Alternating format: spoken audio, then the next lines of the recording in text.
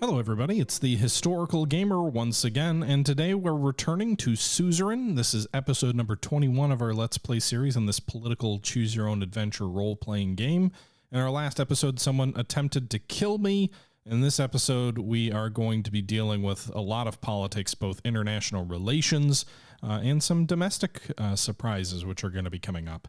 This was taken from a live stream on my Twitch channel from a couple of days ago. If you're interested in joining those types of streams, the series is concluded now, but those types of streams in the future, you can. There's a link in the description to my Twitch channel. But without further ado, let's jump back into this episode, or this series rather, which is coming on the heels of an assassination attempt against me. Schedule for the Alliance of Nations session, so there's like a UN session, I guess, coming. Republic of Magnolia expresses solidarity following an assassination attempt. Thank you, allies, for supporting yours truly.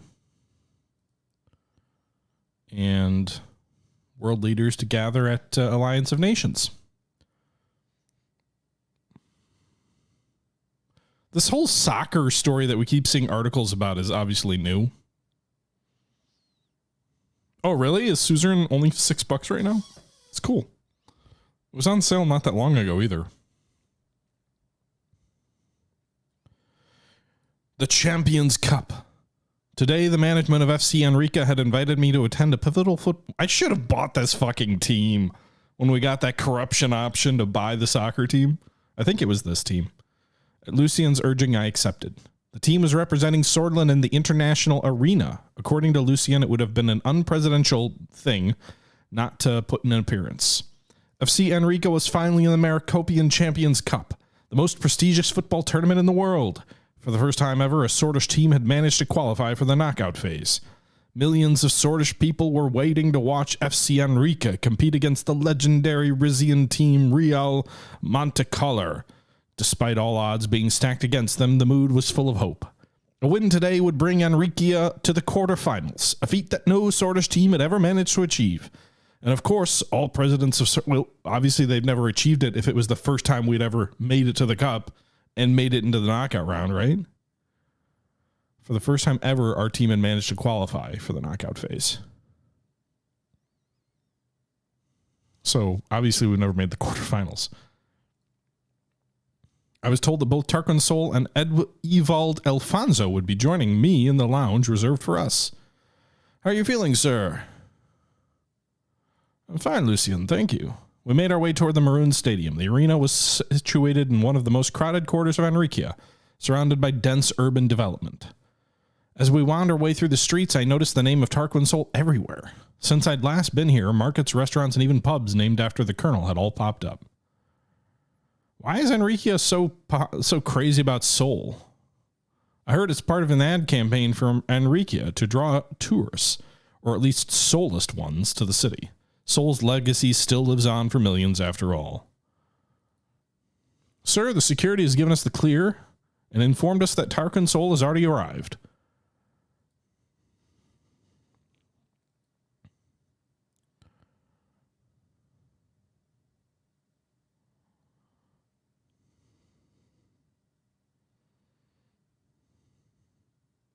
Are you sure you can't join me? No, sir, the main VIP lounge has been reserved for presidents only. Any advice? You know the guests of honor more than I do. Thanks for the follow. I am Cam. If all else fails, just focus on the match. Shouldn't be difficult. Even just the fact that you're here will surely help our campaign image.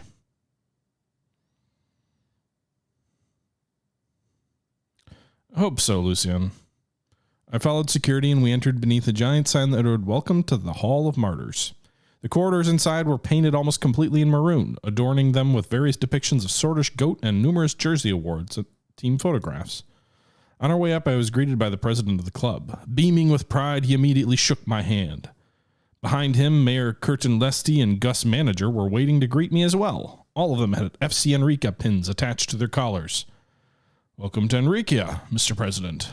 You're always welcome in Enrica, and it's great to see you show support in person. Thanks for being here. This match means a lot for all of us.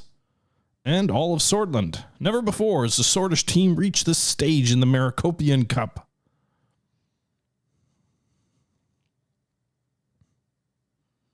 Honestly, I don't know much about football. Number 3, say dumb things. Number 2. Number 1, it's great to be here in Enrique. The president of the clubs walked in, handed us gift bags full of Enrique merchandise, and gave us a speech stressing the importance of today's match. After delivering his best wishes, he kindly pointed us toward the lounge. Once I finally found myself inside, I was greeted by an amazing view of the entire pitch through the floor-to-ceiling windows. Tarquin Sol was already seated on the leather sofa, casting his hawk-like gaze out onto the field. He did not react when I entered.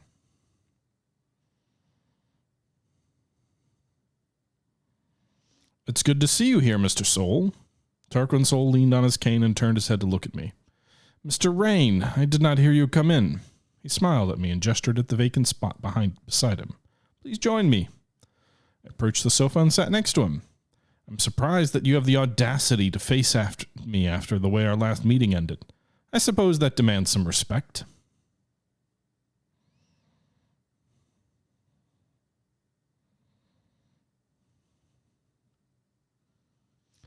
I didn't come here to face you, Mr. Sol. I came here for FC Enrique.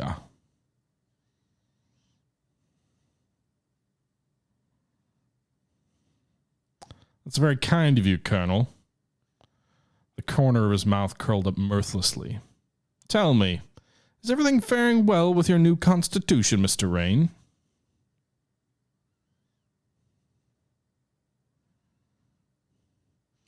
Are you still sore because you lost? Don't be a fool, Mr. Rayne.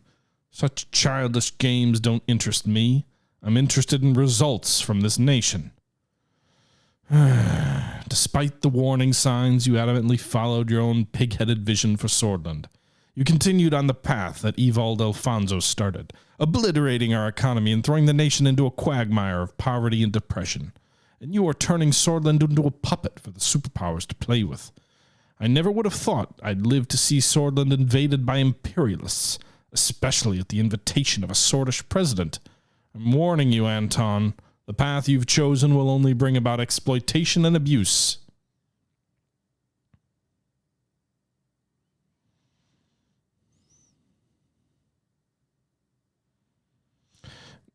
I understand your concerns, sir, but I beg to differ. In any case, none of this really matters anymore. All incompetent leaders get what's coming to them in the end, yourself included. Whatever you say, I respect you, Colonel. I wish we had some understanding. A sudden burst of cheering from the stadium made us both look out the window. The players had begun walking onto the field. And now we will pan over to EA's FC football, the new not FIFA, as we play through. Look, Mr. Rayne, it's starting. He pointed directly at the group of FC Enrique fans who stood up holding colored boards, creating a massive illustration of Tarquin Sol. Under the portraits, the bottom row boards slowly revealed the words, "Welcome home, Colonel." I forgot that you were from Enrique. It's been some time. If it weren't for my name plastered everywhere in the city, I might have forgotten myself. Another group of fans raised their boards to reveal a silhouette of the famous Hall of Warriors, a Marcarian-era architectural ruin in Enrique with Tarquin Sol in front of it. As the players of Real Montecar lined up in the middle of the field, FC Enrique fans started chanting, "We'll eat your whole for Colonel Sol." Okay. Right after the referee signaled the start of the match, the door behind us closed with a thud. Well, Colonel, how do you feel about being Enrique's newest poster boy? It looks like it's working for the city, and if you moved back home, I'm sure you'd get free meals and drinks everywhere you went. Evald Alfonso quickly walked up to the sofa and shook our hands and sat next to us smiling. You know, I never had a strong connection to this place, Mr. Lusty. Should have asked my permission before using my name to market the city. It's actually Gus Manager's idea. Wait, isn't Gus Manager our politician, business minister, service of the Minister of Agriculture? What?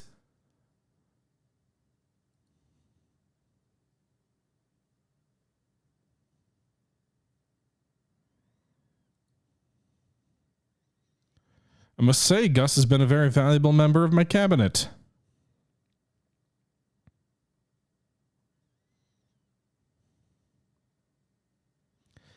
Gus is a man. Stay silent. All of the man's so-called accomplishments have been purely accidental. You say that Mr. Soul, but Mr. Manager is a respectable professional who actually loves this country. More like an errand boy, doing the bidding of those who line his pockets.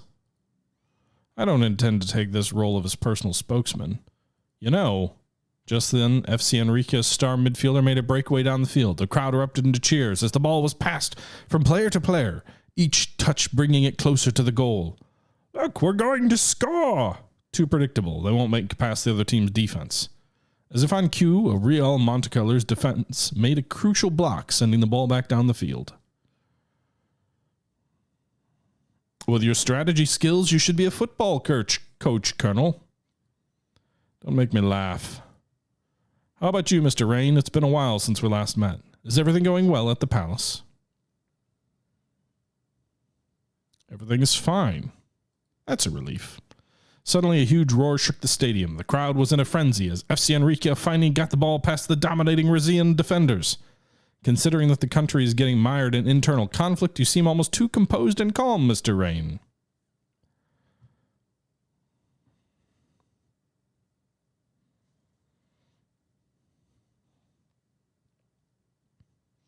Well, as the president, I have to be.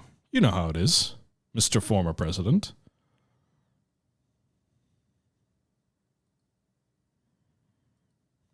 It's bad luck getting a top-tier Rizian team as our opponent. I still applaud our guys for giving their best. Not even FC Gelsord has come this far in an international tournament.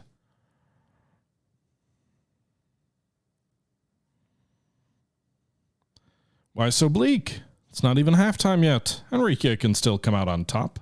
Don't expect that to make sense for him. You're talking to Evald Alfonso.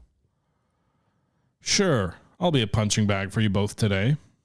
The only noise could be heard from the stadium was shouting from Rizian side Montecolor. All eyes were glued to the scoreboard as the new score appeared. FC Enrique 0, Real Montecolor 1. From that moment on, we turned our complete attention to the match in front of us. The Rizian players kept dominating the field. The referee blew the whistle. It was halftime. That was rough. We heard a noise from above us. A Zeppelin was flying over the stadium with a great poster hanging beneath it. I noticed that it was an advertisement for the Alfonso Foundation. Okay.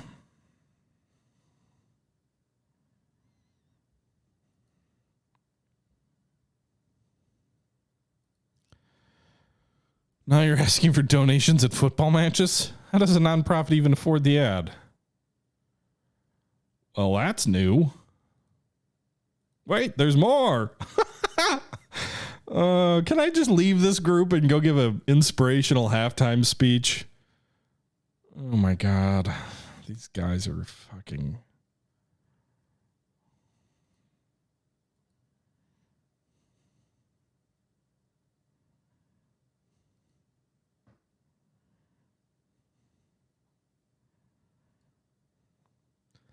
Congratulations to you both. Won't you join us in this noble endeavor? Just call the number 1-600 Alfonso. Oh my God. Oh. What the hell was that? Instead of planning a proper affordable housing program, you're spending your time with crap like this. Is that your way of personal redemption? Spending a few rends out of your billions and portraying yourself as their savior? Oh my God. These two are fucking idiots. Can I have my security shoot them both?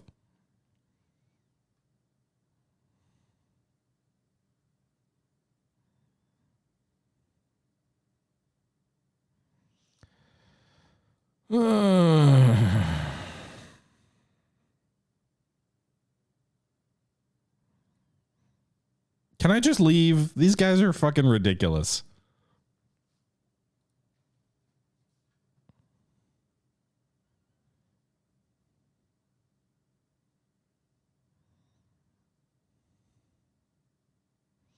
Gentlemen, why don't we calm down a little? We're here to watch football.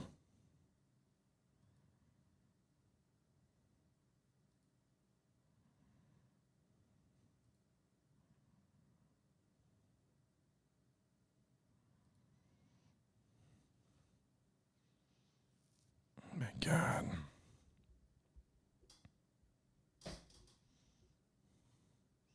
This is getting a little out of hand. I think you should both calm down.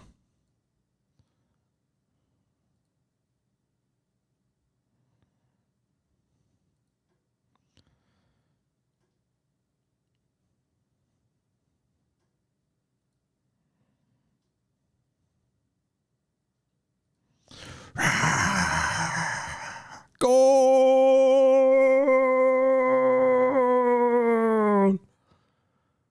Oh no, it was offside.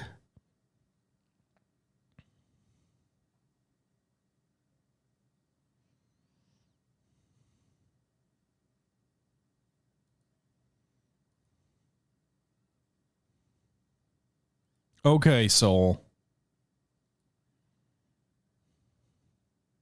Yeah, install cameras, analyze every position. That's exactly what I would do.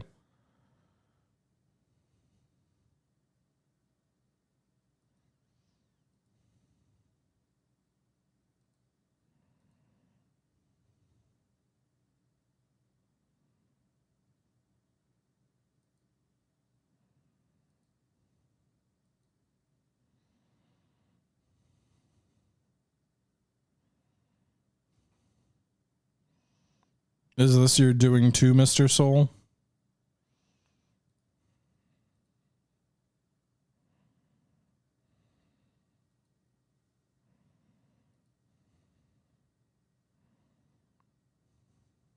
Aww.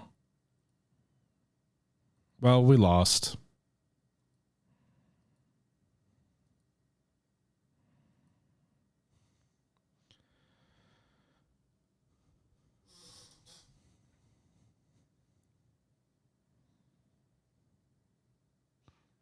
Okay, what do I do now? I don't see any other... Oh yeah, Alliance of Nations meeting. All right, so we're going to go give our little speech at the fake UN thing. Let's go see how it goes. Well, not fake UN thing, but the UN thing. All the most powerful people. One wrong word and the world will go to hell.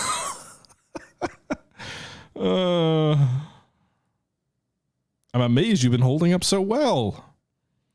We knew changing Sordland would be hard, but we never could have expected it to be this way. It's tough to be the president, making harsh decisions and dealing with their consequences. I wish I could have supported you more, but the time has been a cruel mistress. I appreciate the advice you've given me. Thank you.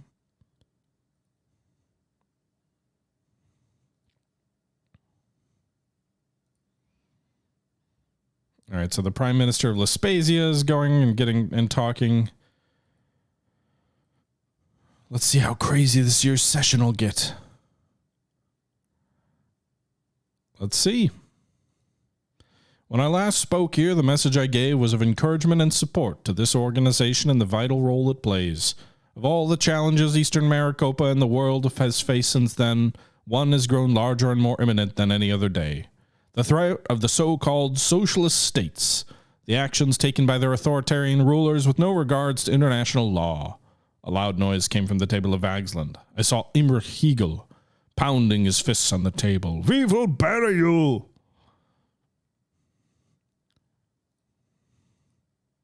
Today, the need to come together as leaders of the free world is more important than ever. The CSP, under the leadership of United Cantana, has been fueling Vagsland's military-industrial complex and its expansionist aims in eastern Maricopa. The world cannot turn a blind eye to the increasing naval presence of Vagsland in the Marquesian Sea. We hereby call for the immediate withdrawal of all naval vessels with any offensive capabilities from international waters. A lot of noise came from the assembly hall in response. Most of Western Maricopian delegates were clapping, while others either shouted in protest or sat in stony silence. Let us not forget about the recent events that transpired in another state with socialist teachings. A state that wages war against its own innocent civilians, Valen.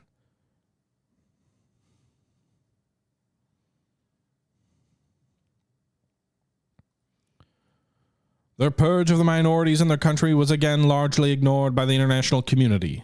I would go so far as to call it a genocide. Valen violated our past treaties and mobilized their armed forces. deploying them to close our borders and authorizing them to partake in massacres. Aspasia was affected not only by the large wave of refugees coming from Valen, but by the subsequent government seizure of all our companies that were active in the country. We hereby call the member states to action against Valen and its rogue government. Thank you. Honestly, that was not a bad speech. I agree. President Nines waited for the noise to calm down and invited the next speaker, the President Valen of Victor Smolak. Smolak stood up as he walked past Patricio Alvarez. He brushed him aside with an exaggerated sweep of his arms. When he reached the podium, he fumbled with the microphone for a few seconds. Then he smiled at Alvarez mockingly as he raised to the height of it. I think the real chaos will start now. Victor turned to President Nines and bowed slightly. Mr. President. He then turned back at us and stared into the hall for a few seconds. Fellow delegates, it is true the world today faces a multitude of challenges. In the midst of these challenges, the world's most powerful leaders gather here in Kriut. And what do? They make threats, promote hate, and spread lies. Is this the alliance of nations we all want? Where is the cooperation and friendship? Where is the unity? I want to remind you of the wars the West fought on our soil, of the foreign troops who occupied our country and seized our valuable resources. I want to remind you how they stole oil from our sacred soil, and they did not know when to stop. The ATO soldiers left, but their interference never ceased. They finally armed rebel groups whose only purpose is to create terror inside our country. So, fellow delegates, don't you dare speak about Valen before you acknowledge your own involvement in our civil wars, before you acknowledge your own dark past.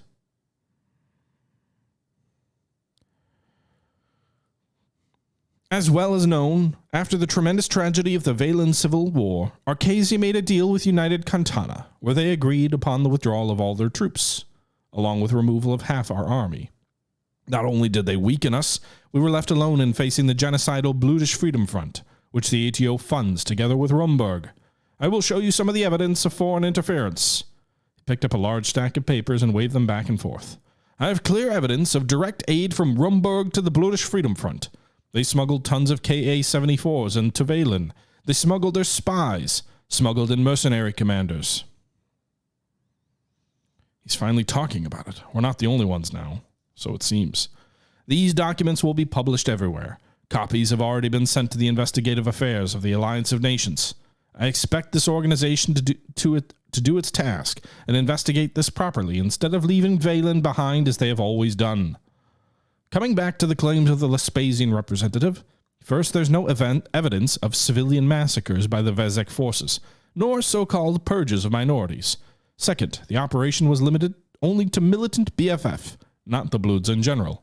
Third, we know your government is also implicated in the funding of the BFF, and your oil companies aided their militants during the operation. Fourth, as the state, we only took what was ours. The companies the delegate spoke of were not only aiding militants, they were brought to Valen by force. Know that Valen will no longer recognize the right of any other country to determine what type of weapons we are permitted to possess, or what type of policies we will follow in our borders. Valen stands stronger and more united than ever. Our people have spoken. The enemies inside our borders are crushed. Now I ask every delegate here to read our report on the connection of the Vest and the armed militants in eastern Maricopa, and I ask the Alliance of Nations to do what's right. Valen only wants peace. Our people want peace. They are now counting on the support of all of the nations of the world. The proclamation, Free Valen or Death. The assembly roared with particularly loud applause coming from the seats of Rican nations. He seems popular with Rica, doesn't he? Well, he played the victim here pretty strongly, and his anti-imperialist stance has definitely earned him sympathy from Ricians. Most of the continent still has not achieved stability after gaining their independence from colonial suzerains. It's easy to forget that it's only been a few years since the revolutions. Victor slowly walked back to his seat as he applauded himself. Yes, I did such a great job. I will clap for myself. He saluted the Rician delegates as he passed them. Next, President Nines invited Martin van Hoorten to the podium. He walked up to the microphone with quick steps. He was just frowning and clenching his fists. Everybody's just going to get up there and they're just going to blame all of their neighbors for all of their problems, right? He seems like Martin is not in the mood. Can you blame him? His navy's being harassed by Vagsland every day now. Mr. President, fellow delegates of the Assembly and friends, it is an honor to be here with you today. I wish we could meet under different circumstances. Once again, the CSP nations, and particularly Vagsland, have shown us what they are willing to do to achieve their political aims. I must first thank the delegates from Sordland for being brave enough to support Agnolia when the whole world left us alone. We were one of the first countries to propose proper cooperation among Eastern Maricopa nations. Yet when we were threatened by Vagslandian expansionism, nobody came to our side. Although Mr. Alvarez voiced his indirect support for us earlier in today's session, I can't keep myself from wondering where he was when our fleets were under attack by the very socialists he spoke about. So, here I am, asking for the support of the fellow member states of the Alliance of Nations. Agnolia is under attack by Vagsland. A loud banging noise emerged from the table of the Vagslandian delegates. All of them were pounding their fists on the table. Those delegates need to learn some respect. That's for sure. Mr. President, please moderate the assembly. This is more than disrespectful. Emer Hegel began shouting curses at Nines, repeatedly banging his gavel for order. Order! Order! After a minute of back and forth shouting, the noises settled, and Nines allowed Martine to continue. As you all know, our drilling ships, oil tankers, and even fishing vessels have been disappearing in the Marikian Sea, captured or sunk by Vaglandia. The Vagslandian fleet is patrolling the sea around Hedgeland, with complete disregard for international laws. I call on the Alliance of Nations to find a resolution to this never-ending conflict that Vagsland created. We demand the immediate withdrawal of all naval forces from our territorial waters. Malevolent terror surrounds us on all sides. I call the democratic world to action against the tyranny of malevolism, authoritarianism, militarism, and extremism. The banging noises started again. Hegel stood up and approached the roster room. You are a spineless jerk, a lackey of Arcasian imperialism. President Nines called for silence and started hitting the gavel. Speak up in support of Van Horten. He is our ally.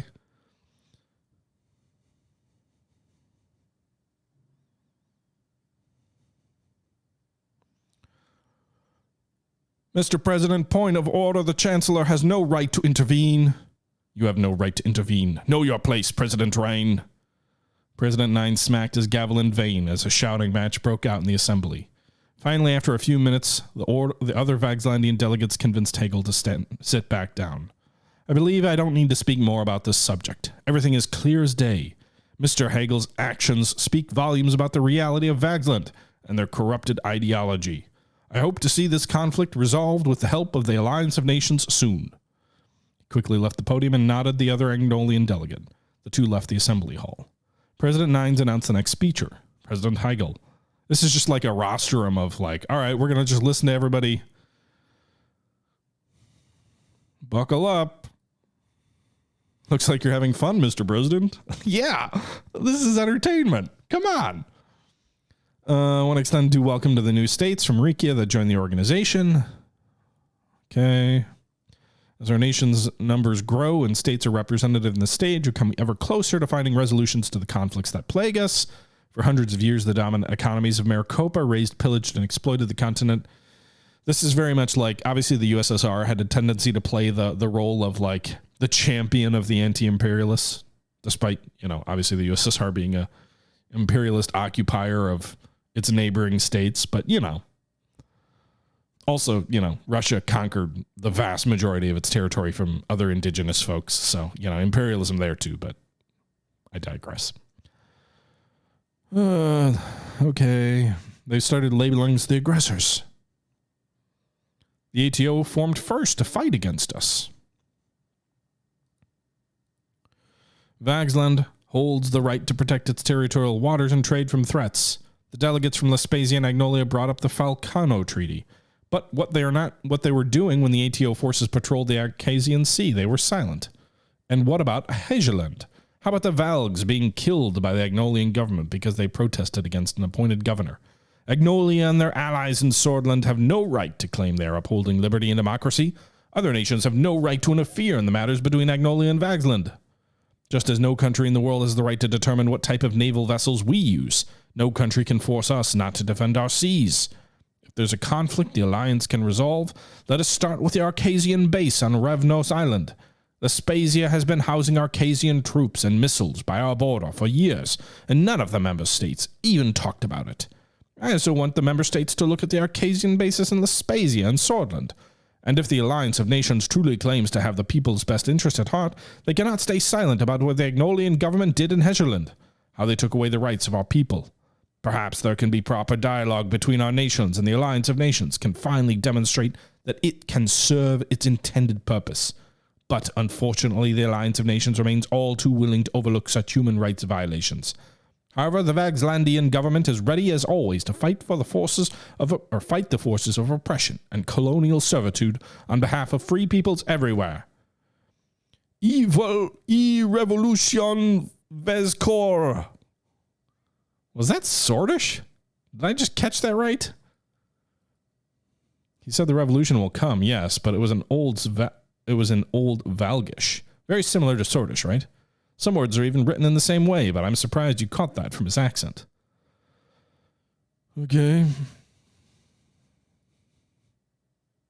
Queen Beatrice Livingston of the country of Rumburg.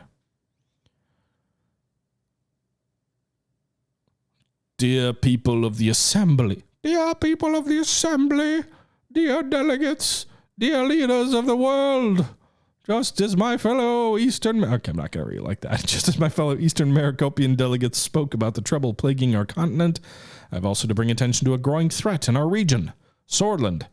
As you know, not long ago, Sordish aircraft with offensive capabilities were spotted inside our borders. A few days later, they shot down one of our planes inside our own airspace. It was practically an act of war. Know this, Rumburg will do anything in its power to defend itself and its interests, whether Sordland is actually planning something or not. Our Sordish neighbors and what they've been doing is very concerning. They took in traders, gave them protection. Their president even went so far as to blame our country for spying on his administration through his own private secretary. And he expects the world to believe his lies. Mr. President, point of order. President Nines overruled my objection and told me to wait for the Queen to finish speaking.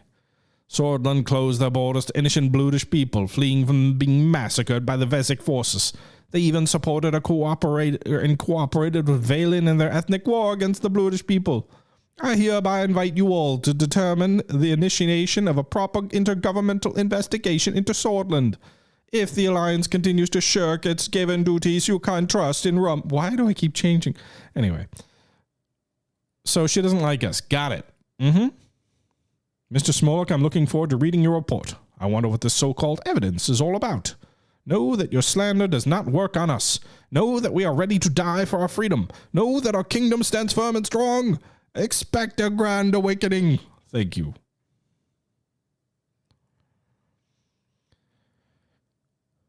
Grand awakening? That sounded like a threat. She left the rostrum without getting much applause. All right. It's our fucking turn. Let's go. I should get up to the podium and just be like, let's fucking go. Mr. Anton Rayne, President of Sordland, I invite you to address the assembly. David immediately started applauding. Good luck, Mr. President. I walked to the rostrum and took my place at the podium. In front of me were some of the most powerful leaders in the entire world. I looked into their eyes.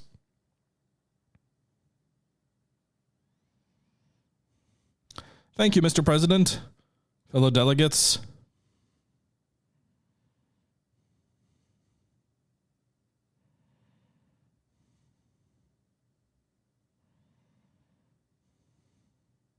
Anybody who ascends this rostrum must appreciate with what a significant gathering he is addressing.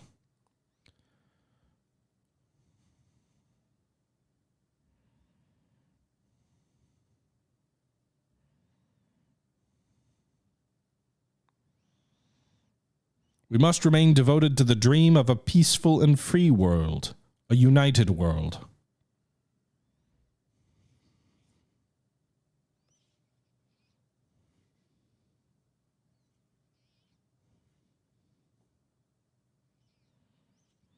Our world is faced with the dangers of division, the dangers of large military alliances, and the nuclear arms race.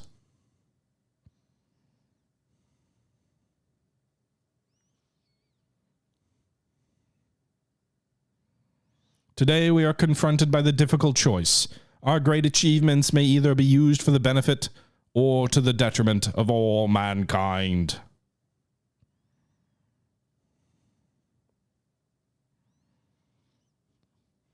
I would like to address some of the topics mentioned here today.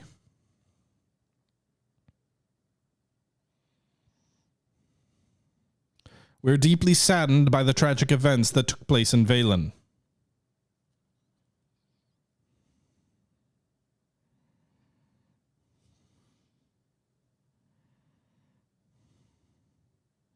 I have to admit that the operations resulted in many unnecessary deaths.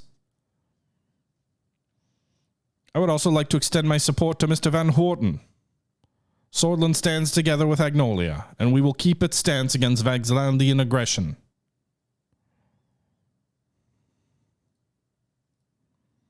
Sordland will do whatever it takes to achieve peace in eastern Maricopa.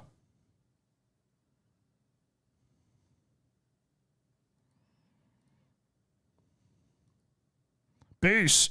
You can achieve nothing! You are a puppet of Arcasia!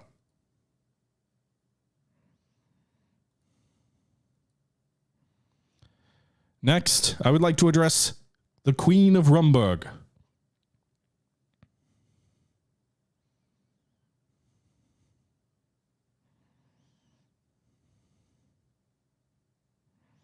Sordland always wants to have peace between our nations. Yet we are being threatened by Rumburg.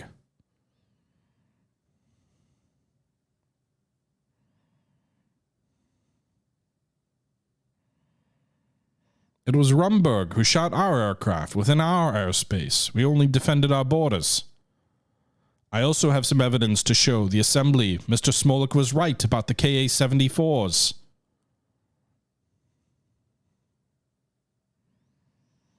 Rumburg has definitely been arming the BFF in Sordland.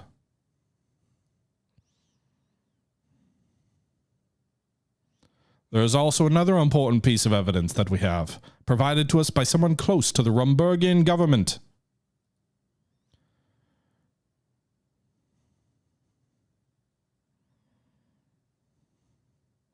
Mr. Halstone was branded as a traitor in Rumburg for blowing the whistle on the country's hidden nuclear facilities.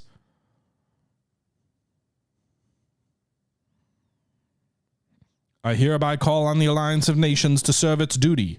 Rumburg and its nuclear facilities must be properly investigated.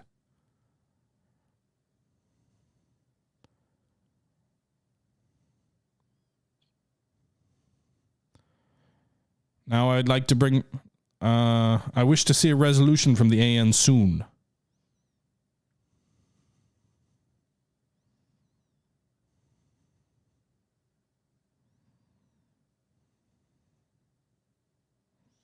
We stand and always will stand with the rights of the people of Sordland and eastern Maricopa, just as those in other continents.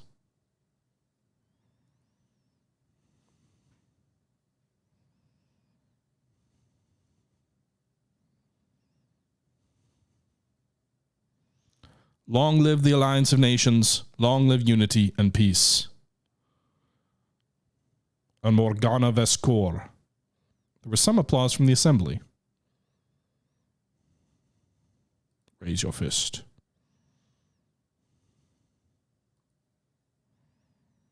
How was it? It wasn't a bad speech, Mr. President. You did well. Mr. President, I first want to congratulate you on your election in this high office. Mr. Secretary, delegates of the Assembly of Nations, ladies and gentlemen, fellow friends, we meet again on our quest to bring peace and light into the world. But even though some of the clouds have lifted, the world has not yet escaped the darkness. The Contanian Security Pact is rapidly expanding its influence. It is very troubling to see the democratic nations of Maricopa be threatened by those malevolent powers. I refer, of course, to the presence of Vaxlandian Contanian fleets in the Marquesian Sea. They are harassing other nations and hampering international trade. Is this not an attack against world peace? An attack against freestanding trading nations of the world? Today, our obligations to world peace are being tested by United Kantana and the Malevolent Bloc. If we fail to counter this threat, if we stay idle and allow us surrounded with their war machines to the blockades, if the attackers do not face any consequence, then the unstable peace we believe we have built will be the world's downfall, and posterity will point its finger at us for not stopping it. I have not been reelected yet, Rye. This time Hegel had taken off his shoes and was banging the table with it. The Chancellor has gone mad. He's not even ashamed at his age. Despite his claims, the CSP's actions will only bring about war, and yet we still believe United Kantana and Arcasia together with their allies can come to an understanding for our mutual benefit and our desire to avoid the destruction of the world. We believe that all people in the world must be free to choose their own future. No country, be it Arcasia, United Kantana, has the right to impose values on others. But I will say this to the leader of United Kantana. If either of us is to be scared, we need a peaceful cooperation, not defense systems, forced blockades, or shows of naval superiority. If the Alliance of Nations cannot find a resolution to this conflict, the ATO remains ready and able to act. What is this supposed to mean? You're promoting war in the Alliance of Nations? Mr. President, this cannot... Mr. Chancellor, please let me finish. We did not interrupt you when you addressed the Assembly. I must also raise my concerns about the threat that Rumburg poses to eastern Maricopa. The speakers who preceded me clearly showed that the tensions are rising. The reports from Valen and Sordland are troubling. The representatives from both countries refer to KA-74s being smuggled into the borders. Mr. Rayne also pointing out the construction of nuclear weapons in Rumburg. Our intelligence also confirms this. Arcasia and the ATO will stand against the aggression of Rumburg. They are playing a dangerous game, one that may bring ruin to Maricopa and their own lands. I believe the Alliance of Nations can find a resolution to this conflict as well. If not, let it be known that Arcasia will stand together with Sordland. Rumburg cannot do as it pleases. I doubt it.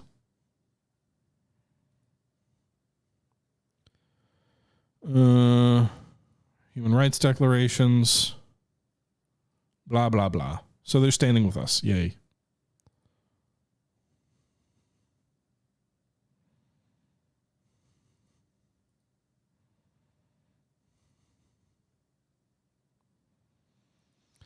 Leon Trotsky? Okay, I'm getting a little tired of this. This is a lot of, this is a long conference. Threats, blah, blah, blah, lasting world peace, growing base of developing world, ATO raging wars against people's revolutions. They're calling us the aggressors. If you don't accept our deals and listen to our concerns, blah, blah, blah. History is on our side. We say to the representatives of capitalist countries, come and visit us. Come and see the revolution working in Kantana. Show our continent to your people. We believe socialism will triumph over capitalism.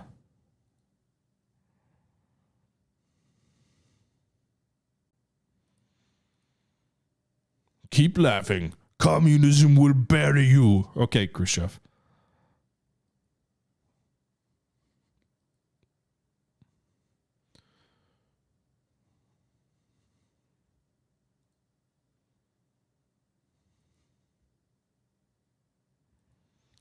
We want peace.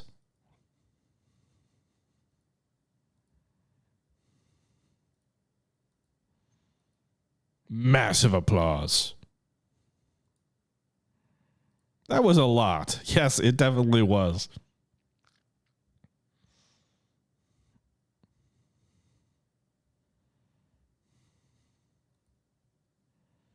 CSP warns Grace against formation of anti-malevolent union. Okay. Navy oversees import and export flow.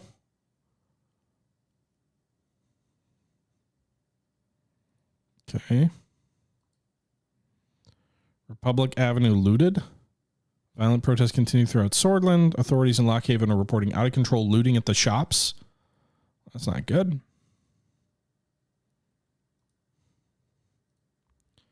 With the election drawing near, our staff at... Oh my God. Our election poll shows that roughly 16% of citizens would vote for us in the upcoming election. That is not good.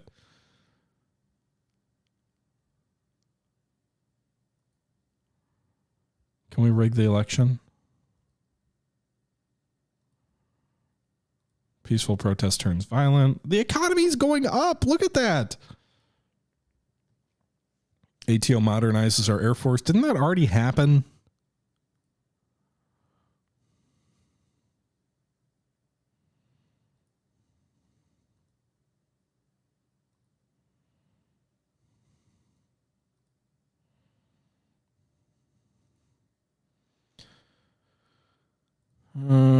Okay, Mr. President, can I come in? Yeah, come on in. Thank you for your time. Anything for you, David? I wanted to ask how you're doing. I'm tired of it all. Oh, I know the feeling, trust me.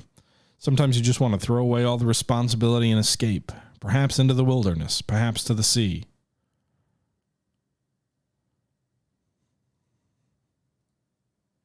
Unfortunately, men of power are bound by duty and their responsibility to the nation. It's been many years since you were in my classroom. If there's one thing I've learned from you, it's that power changes people. It makes them do things that were not imaginable before. Perhaps, but it also takes its toll. I overheard a conversation the other day near a newspaper stand. It piqued my interest, so I kept listening. They were talking about you. They were calling you a radical centrist. What do you think about that? They weren't wrong. I am a centrist. My father, Arthur S. Visky, used to say, always know yourself. It's good to know that you do. So the elections are fast approaching. How do you feel about your chances? We'll see. Uncertainty doesn't suit you, Mr. President. I'm afraid I have an announcement to make to you. Go on. After the term is done, I'll be retiring. Thanks for the follow. Read a book. For what reason? I've been in this line of work many decades now. I swore an oath to myself years ago. I would quit if I ever felt like I didn't have the physical capability to serve anymore. At that point, I would become a hindrance. The time has come, Mr. President. My bones are aching, my hands are shaking, my voice is failing.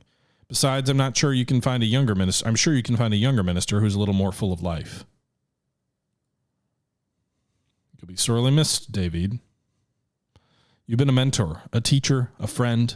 Thank you for your service to this country. It's an honor, Mr. President.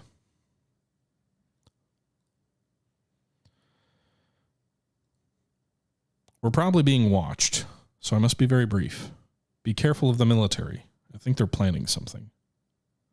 I've lived long enough to see 2 coups in my lifetime. And let's just say I've gotten better at recognizing the signs. You must remember what happened to my father, Anton. Just be careful and take care of your family. Jesus! He's suggesting there's a coup? That ain't good. That hasn't happened in my previous playthrough.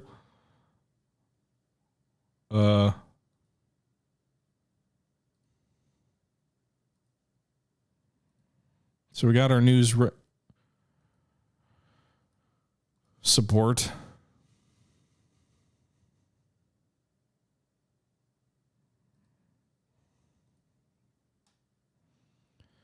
Existence of nuclear weapons is confirmed.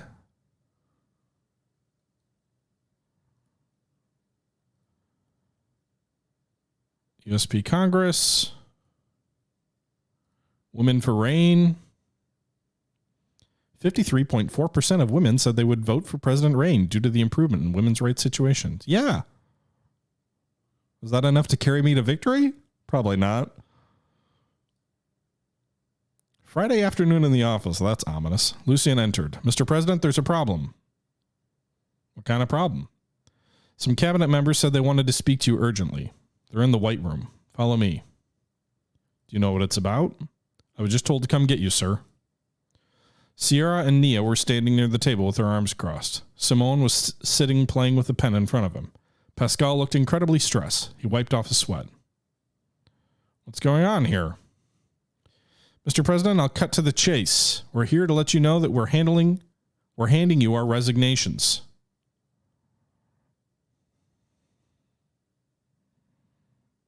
Your resignations? What's the meaning of this? Exactly what it looks like. We're resigning from our positions in the cabinet. We have our own reasons, but we simply can't go on anymore after what's happened. What are your reasons? I suppose we owe you an explanation. Why don't we talk a bit about your reforms, or about how you deceived your cabinet and your entire country? Deceived? I brought reforms when no one else could. By giving yourself more power, by exploiting the law, you're delusional.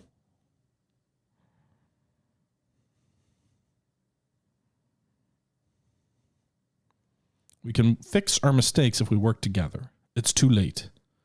Even though you acted against the epidemic which saved millions of swords, I cannot and will not stand with your abuse of power. The things you did behind closed doors shook me to my... I didn't even do anything. I got more power, but that's all I did. I didn't do anything dictatorial.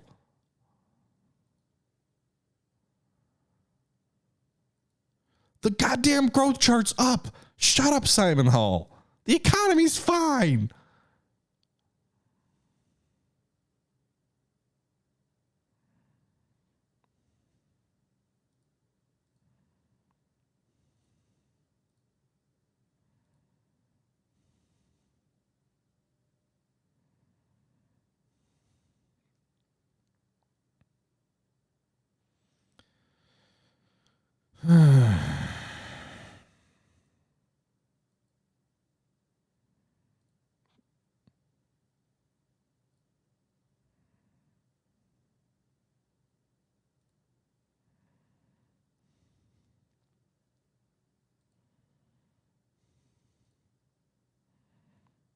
I don't know. That's not the entire cabinet. The military's still around.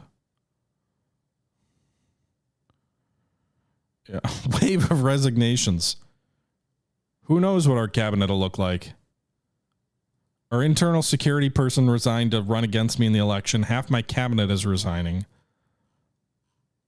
Oh my god. Now I have no one to counter a military coup if my economic or foreign policy guy is right.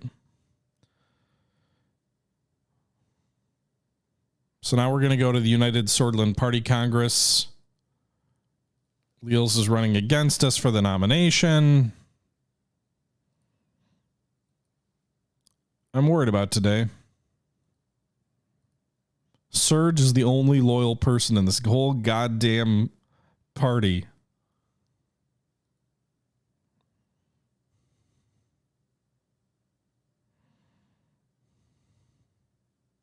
She can do as she pleases.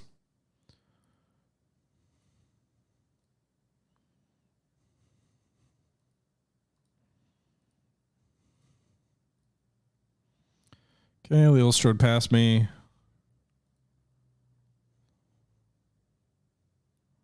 Pascal's throwing his support behind Leal's. Mr. President, let's get this race over with, shall we? How are you feeling about the vote? The cabinet resignations took away a lot of support. It's going to be a very close race. But still, if you can remind them who you are, you'll win the day. Well, let's see. We gather here today on the 28th Congress of the United Sordland Party for the third leadership race in its history. On the occasion of my 20th year in this party, I'm honored to be opening the historic session today. The members of the USP will soon be voting on whether President Rayne or Leals Graf shall assume the leadership going forward. Before we begin the selection process, I would like to invite both candidates to give very short speeches. First, I would like Anton Rayne, the fourth President of Sordland and the chairman of our party.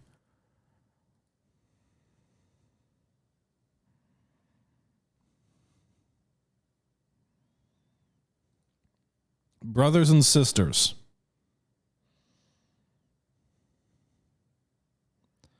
we have achieved a lot in the past 4 years.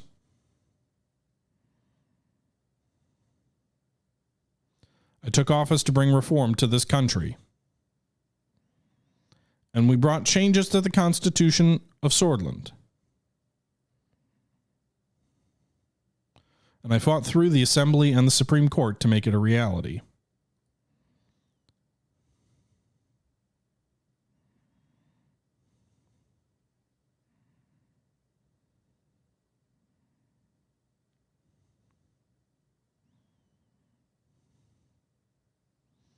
I believe if we stand together, nobody can stop us. Help me continue this fight to make this country great.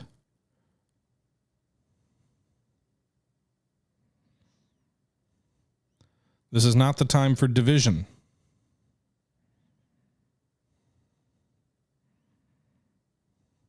I do not think Miss Graf can provide any alternative. Miss Graf is a puppet of Tarkin, Sol, and the Old Guard and nothing else.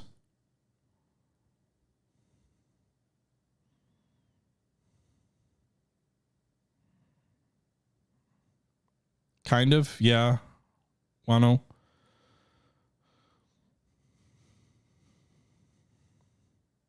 Elect me again so we can continue this great transformation. Amorgana Vescora.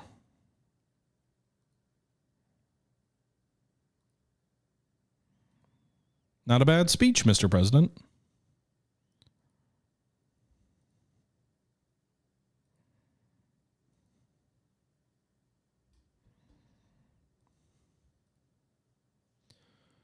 Okay.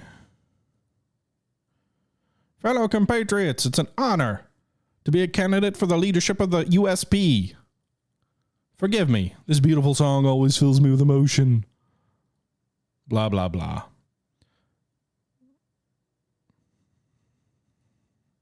If you want a president who stands bravely against the wealthy elites in their mansions rather than kowtow to their every demand, you want a Sordland that protects its own rather than letting foreigners who have no respect for our culture, you don't want a president who brings millions of Vezek and Bludish refugees while actively supporting regimes and atrocities. You want a strong and united Sordland. I am here to tell you that none of those things are possible as long as Anton Rayne is in office.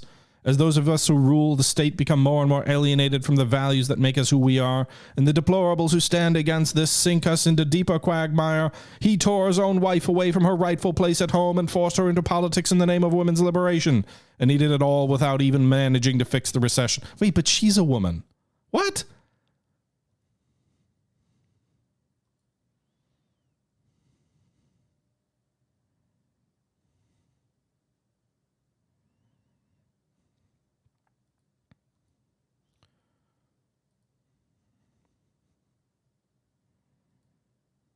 Okay, I've tendered my resignation. Elect me as your leader.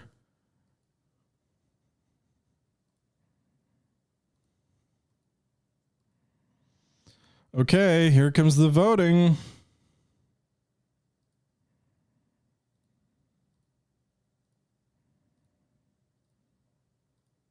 No. Can I kill her? Can I lead a coup?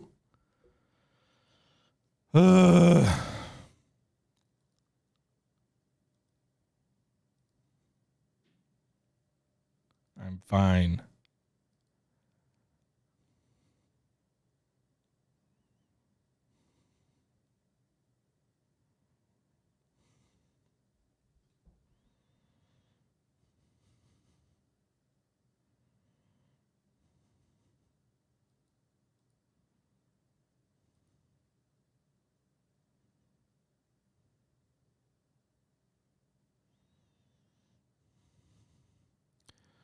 I guess all the changes you hope will have to wait.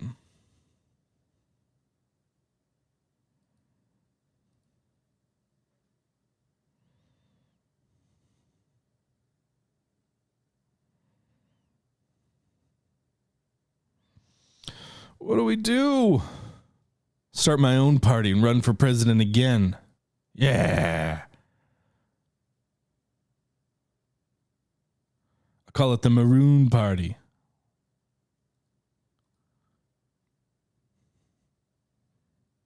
I'll do my best to make sure Leals doesn't become president. Bull moose this shit, for fuck yeah.